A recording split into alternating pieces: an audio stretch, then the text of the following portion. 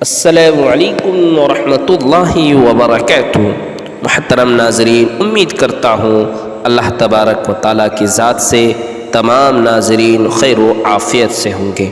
آج حضرت عثمان غنی رضی اللہ تعالی عنہ کے کارنامے اور ان کی شہادت کا ذکر کریں گے۔ حضرت عثمان غنی رضی اللہ تعالی عنہ نے اپنی خلافت کے دوران بہت سارے کارنامے انجام دیے، جس میں پوری امت کو ایک نسخہ قرآن پاک جمع کرنا، مسجد نبوی اور جنت البقیع کے حصوں کو وسیع اور کشادہ کرنا اور اسلامی ممالک کی حدوں کو بڑھانا ان کے اہم کارنامے ہیں۔ وہ اسلام اور مسلمانوں کی خدمات انجام دینے میں منہمک ہی تھے کہ منافقوں نے سازش کر کے مسلمانوں کو اندرونی اور بیرونی فتنوں میں مبتلا کر دیا۔ ان تمام فتنوں کو پھیلانے میں عبداللہ بن سبا نامی یہودی پیش تھا۔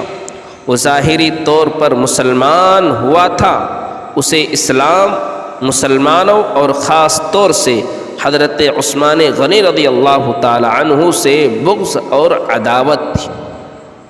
مسلمانوں میں آپسی اختلافات پیدا کرنے کے لیے اس نے کوفہ، بصرہ، دمشق اور مصر کا سفر کر کے ایک بڑی جماعت کو اپنا ہم خیال بنا لیا۔ اس نے مصر وغیرہ کے علاقے کے بہت سے اپنے ہم نواؤں کو مدینہ بھیجا، جن میں اکثر منافقین تھے۔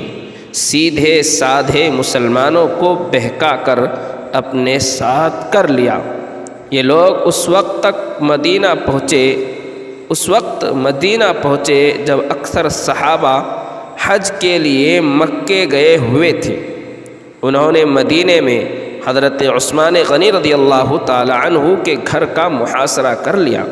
چاروں طرف سے حضرت عثمان غنی رضی اللہ تعالی عنہ کے گھر کو گھیر لیا اور ان کا کھانا پینا، پانی بند کر دیا۔ آخر 18 ذی الحجہ 35 ہجری کو جمعے کے دن قرآن کریم کی تلاوت کرتے ہوئے حضرت عثمان غنی رضی اللہ تعالی عنہ کو ان لوگوں نے شہید کر دیا۔